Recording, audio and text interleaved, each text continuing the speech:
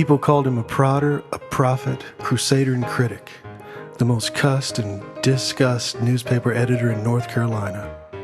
Journalist and writer H.L. Mencken said that if the South had 40 editors like W.O. Saunders, it could solve its problems in 5 years.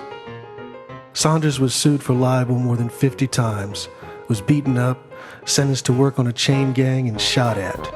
He was praised by some, reviled by others.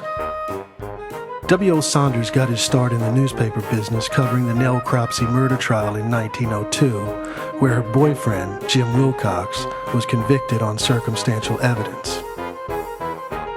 He started his own newspaper, The Independent, in Elizabeth City, North Carolina in 1908. At that time, Elizabeth City, or Betsytown, as he preferred to call it, was a bustling port city.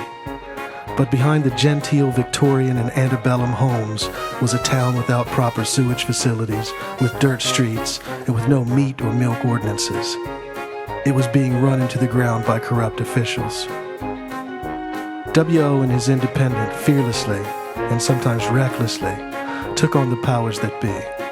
He fought graft, corruption, and redneck racists, fought for better schools, birth control, women's rights, and civil rights. His greatest fight came in the autumn of 1924, when he took on famed evangelist Mordecai Ham. Ham crusaded throughout the South, preaching against dancing, liquor, fornication, and even baseball. When Ham accused Sears and Roebuck president Julius Rosenwald of running biracial brothels in Chicago and being involved in a Zionist plot to undermine the Christian faith in the United States, Saunders proved him to be a liar, a racist, and anti-Semite in one of the most bitter battles the South had ever seen. In the 1920s, he was befriended by magazine publisher and sportsman Joseph P. Knapp, who submitted his work to New York magazines like The American and Collier's, which published many of W.O.'s articles in the 1920s and 1930s.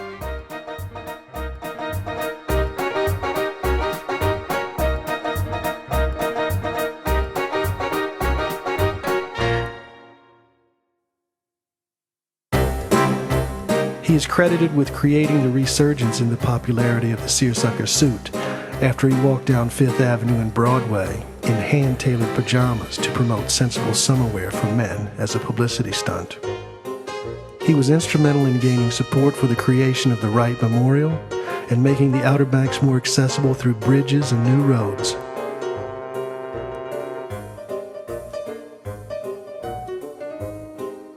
He also presented and promoted the idea of the symphonic drama, The Lost Colony, to playwright Paul Green, and fought for the establishment of the Cape Hatteras National Seashore.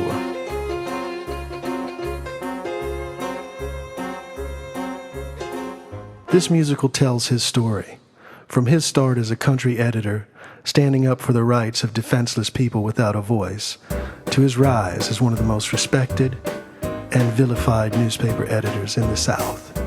W.O. Saunders is the name.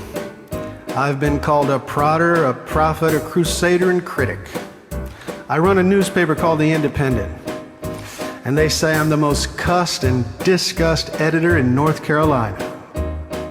I'm the product of appetites and passions, prejudices, aspirations, lusts, dreams, thoughts, hopes, fears, and failures, follies and endeavors, experiences, weaknesses, and triumphs of the human heart. Cavemen, cannibals, Satanists and mystics, polygamists, artists, sorcerers, and sophists.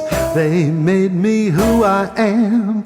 I'm gonna live or I'll be damned. I am what I am 'cause of what they were. And here I stand on this stage called Earth. Why I am, now there's the riddle, but I play my part even though it's little. Do what I can through the smiles and tears. Failure won't matter in a million years. That's my philosophy. The French call it joie de vivre.